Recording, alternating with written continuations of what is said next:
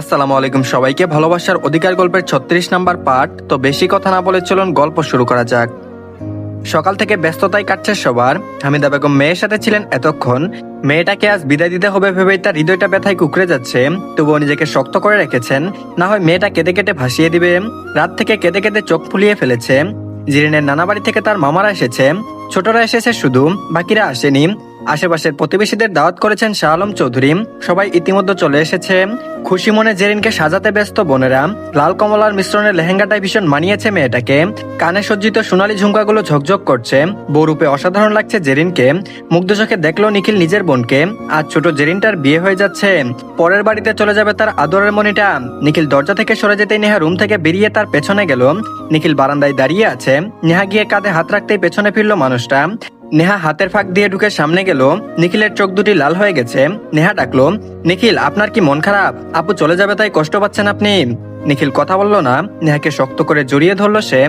নেহা দুহাতে আগলে নিল তাকে। শক্ত মানুষগুলো কখনো কখনো খুব বাজেভাবে ভেঙে পড়ে নিজেদের শক্ত খুলস ছেড়ে বেরিয়ে আসে নরম কোনো সত্তায়। আর এদিকে জেরিনের রুমে আসলো একে একে তাহমিদা, সাহারা, হামিদা বেগম। মেয়েকে দেখলেন মুগ্ধ চোখে। চোখ ভরে আসলো সবার। সাব্বির এসে বলল, তোমরা কি এখানেই থাকবে নাকি?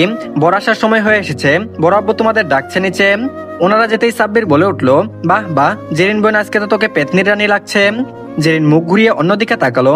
সাব্বির কানের কাছে গিয়ে ফিসফিস করে বলল, সদ্য ফোটা শিশির ভেজা স্নিগ্ধ এক টকটকে লাল গোলাপের মতো লাগছে তোকে। মাশাআল্লাহ, কারো নজর না লাগুক এই ফুলে, কেউ কলঙ্ক না ছিটাক এই পবিত্র কায়ায়। সবসময় সুখে থাক, যেখানে থাকিস খুব ভালো থাক। যদি সাধ্য থাকতো তো নিজের জীবন দিয়ে তোর নামে পৃথিবীর সব সুখ কিনে এনে দিতাম। জেরিন কিছু বলার আগে বাহির থেকে সাব্বিরকে ডাকলো মেহের। সাব্বির বেরিয়ে গেল। দেখে গেল একজন সদ্য বধূ সাজা বিমূর রমণীকে, যার কানে এখনো বাচ্চা নিজের জীবন দিয়ে হলেও তোর নামে পৃথিবীর সব সুখ কিনে এনে দিতাম। আত্মীয় স্বজন খেয়ে দিয়ে বিদায় নিয়েছে, কয়েকজন রয়ে গেছে।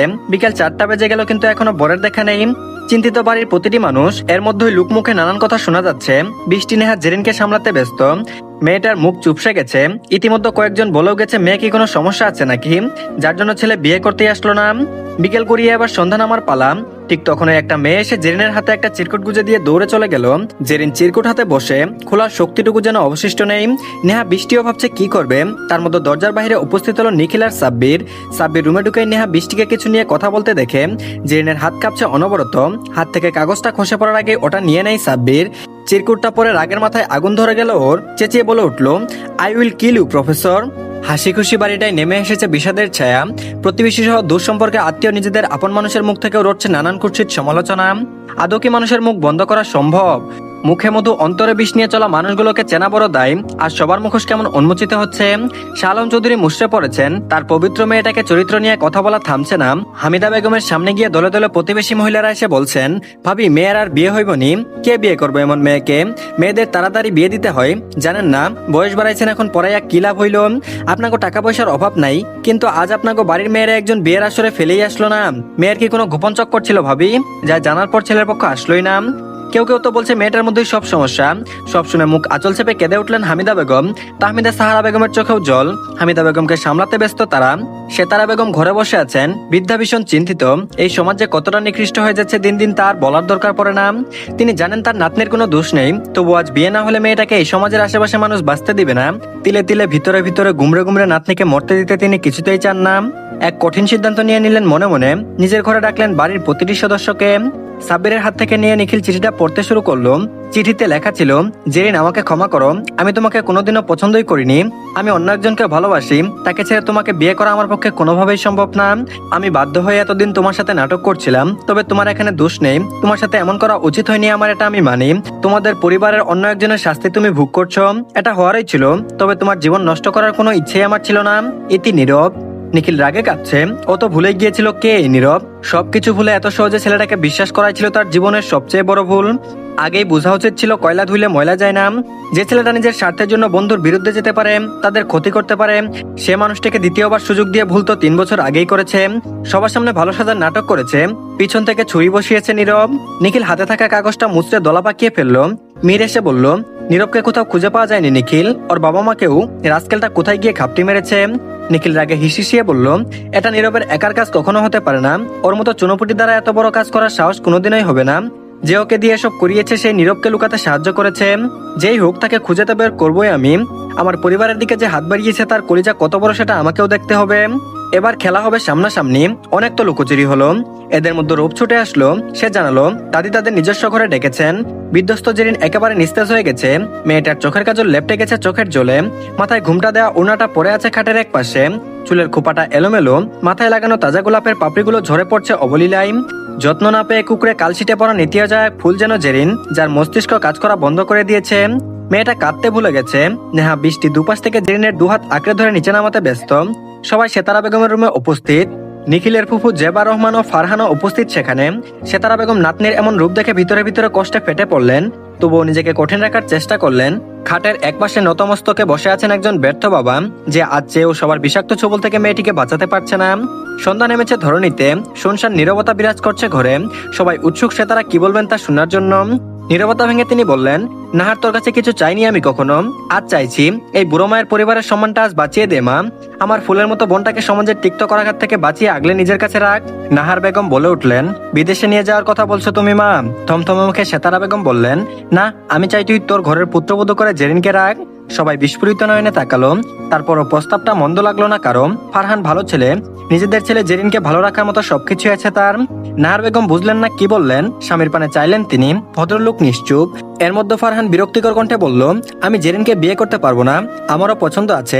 জেরিনকে সারা জীবন বোনই ভেবেছি আমি। এখন এসে তোমরা বিয়ে করতে বলছো? নিজেরা দায়মুক্ত হতে আমার ঘাড়ে তুলতে চাইছো? আমি জেরিনের থেকে ভালো মেয়ে প্রত্যাশা করি। আমি বিদেশি কালচারে বড় হওয়া ছেলে। জেরিনের সাথে মানিয়ে নিব কি করে? আমাকে ক্ষমা করো, আমি বিয়ে করতে পারবো না। জেরিন ফেলফেল নয়নে তাকালো। এমন তো নয় সে ফারহানকে বিয়ে করতে চাই, তবে পরিস্থিতি তাকে আজ কোথায় এনে দাঁড় করালো তাই ভাবছে। ভালো করেও ফারহান তাকে রিজেক্ট করতে পারতো, তাই বলে এতটা অযোগ্যের কাতারে ফেললো। চারপাশের পরিবেশ, মানুষ, অক্সিজেন কেমন বিষে টইটম্বুর লাগলো জেরিনের কাছে। টলমলো পায়ে রুম থেকে বেরিয়ে গেল সে। নেহা বৃষ্টি বোনের হাত ছাড়েনি। আজ নিজেরাও তার পেছন পেছন গেল। কি এক অদ্ভুত তিক্ততা ছড়িয়ে পড়লো ঘরময়। ফারহানের দোষ দিয়েই বা কি লাভ? ওর কথায় তো ভুল নেই, না আছে জেরিনের কোনো ভুল। বিনা ভুলে মাসুল পাওয়ার মতো যন্ত্রণা ফারহান কেন পেতে চাইবে? বিয়েটা সারা জীবনের বন্ধন, এরকম তো না যে এই জুড়ে দিলাম এই ভেঙে দিলাম। সেতারা বেগমের চোখ ছলছল করে উঠল। শেষ ভরসাটুকু তিনি হারিয়েছেন। কষ্টে গড়ে তোলা নিজের পরিবারের সম্মানের ভিত আজ নড়ে উঠল। নাহার বেগম ছেলেকে কথার প্রতিবাদ করতে গিয়েও পারলেন না। জোর করে কি আর সংসার করা যায়? বিয়ে না হলে দিলেন, কিন্তু পরে নিজের বোনকে এরকম অপমদস্থ হতে দেখতে পারছে না নিখিল। নিখিল কড়া ভাষায় সবাইকে কথা শোনাতেও পারত। নিজের বাবাকে এতটা ভেঙে পড়তে কোনোদিনও দেখেনি সে, কিন্তু আজ এই বৃদ্ধ বয়সে এসে নিজের বাবাকে কষ্টে দগ্ধ হতে দেখে নিখিলের ভিতরটা কেঁপে উঠল। যতই বিরোধ থাকুক না কেন, দিন শেষে তাদের সম্পর্কটা বাবা ছেলের। থমথমে পরিবেশ। শহীদুল চৌধুরী, মাহফুজ চৌধুরীও দেয়ালে হেলান দিয়ে দাঁড়িয়ে। মেয়েটা যদিও ভাইয়ের, নিজেরাও মেয়ে ছাড়া কিছুই ভাবেনি। বাড়িতে প্রথম কন্যা সন্তান হয়ে এসেছিল জেরিন। আদর, স্নেহ, ভালোবাসা তার প্রতি যেন সবার একটু বেশি। সবাই তখনও ভেবে চলেছে কি করবে। মিহির ভেবেছে এবার বলবে আত্মীয় আর প্রতিবেশীগুলোকে ঘাড় ধাক্কা দিয়ে বের করার কথা বলবে। ঠিক তখন ওই সাব্বির গম্ভীর রাজবাড়ি কণ্ঠে বলে উঠল, আমি একটা কথা বলতে যাচ্ছি। সবার দৃষ্টি পড়ল সাব্বিরের উপর। সেতারা বেগম বলল, বল ভাই, কি বলতে চাস? সাব্বিরের কণ্ঠ অতি শান্ত, অতি স্বাভাবিক। তারপর বলল, আমি জেরিনকে বিয়ে করতে চাই। পরপর সবার চোখ বড় হয়ে গেল। কেউ তো সাব্বিরের কথা ভাবেওনি। সেতারা বেগমের মুখ খুশিতে চকচক করে উঠল। বেখেয়ালি ছেলেটা কবে এত বড় হয়ে গেল? পরিবারের এমন সময় সে পরিবারের পাশে দাঁড়িয়েছে, পরিবারের ঢাল হয়ে। নিখিল চুপচাপ তাকিয়ে দেখছে সাব্বিরকে। সাব্বির আবারও বলে উঠল, আমি জেরিনের জন্য অযোগ্যতা আমি জানি। আমি সিদ্ধান্তটা ভেবেচিন্তেই নিয়েছি। এটা নিয়ে ভবিষ্যতে আমারও কোনো আফসোস থাকবে না। কেউ মনে করবে না আমি দয়া করছি জেরিনের উপর। জেরিনের সম্মানটা আমার কাছে সবচেয়ে বেশি গুরুত্বপূর্ণ। ও নিজের জন্য যথেষ্ট। যেহেতু এখন বিয়েটা না হলে জেরিনের অসম্মান হবে, সেসব কিছু ভেবে আমি বিয়ের কথাটা বলেছি। তবে কথা দিচ্ছি, বিয়ের পর জেরিনের সব দায়িত্ব আমি নিব। পড়াশোনার পাশাপাশি অফিসেও জয়েন করব। আমারও আত্মসম্মান আছে, বাবার টাকায় বউ পালবো না। তবে বিয়েটা একা আমার হবে না। যদি তোমাদের কোনো অসুবিধা না থাকে তো আমি জেরিনের মতামত জানবো। যদি ওর মত থাকে তবেই বিয়ে হবে। মাহবুব চৌধুরী গর্বে চোখ চিকচিক করে উঠল। সাহারা নিজেও ছেলের এমন সিদ্ধান্তে খুশি। সাব্বির চোখ তুলে তাকাতে নিখিল এসে জাপটে জড়িয়ে ধরলো তাকে। দুই ভাইয়ের চোখে পানি। কেন যেন মনে হচ্ছে জেরিনের জীবনসঙ্গী হিসেবে সাব্বিরের থেকে ভালো কেউই হতে পারে না। শাহ আলম চৌধুরী মুখ তুলে তাকালেন। হামিদা বেগমকে জড়িয়ে ধরলেন দুই জা। পরিবারের মুখে আবারও হাসি ফুটে উঠল। সেতারা বেগম কান্না ভেজা কণ্ঠে হেসে বলে উঠল, এই না হলে চৌধুরী বংশের পোলা। সাব্বির এসে ঢুকলো জেরিনের রুমে। জেরিন বিছানায় হেলান দিয়ে বসে আছে, খাটের অপর পাশে বসে আছে নেহা, চেয়ারে বৃষ্টি। সাব্বির গিয়ে দাঁড়ালো জেরিনের সামনে, থমথমে কণ্ঠে বলল, এরকম ঝিমান্না মুরগির মতো হয়ে আছিস কেন? জেরিন চোখ ছোট ছোট করে তাকালো, তারপর বলল, তো কি এখন নাচবো? সাব্বির ভনিতা না করে বলল, বিয়ে করবি আমায়? চোখ বড় বড় করে তাকালো নেহা আর বৃষ্টি, দুজন সমানে বলে উঠলো, কি? দরজায় দাঁড়িয়ে আড়ি পেতেছে বাড়ির বড়রা। এই দুই যুদ্ধে আবার কোন বিশ্বযুদ্ধের আয়োজন করছে কে জানে। জেরিন ফেলফেল দৃষ্টিতে তাকিয়ে থেকে বলল, মজা করছিস আমার সাথে? তো ধন্যবাদ সবাইকে, এই পার্টটি এই পর্যন্তই। পরবর্তী পার্টও দিয়ে দেওয়া হয়েছে, সবাই দেখে নেবেন। আর সবাই প্লিজ চ্যানেলটিকে সাবস্ক্রাইব করে দিয়েন। ভালো থাকবেন সবাই, আল্লাহ হাফেজ।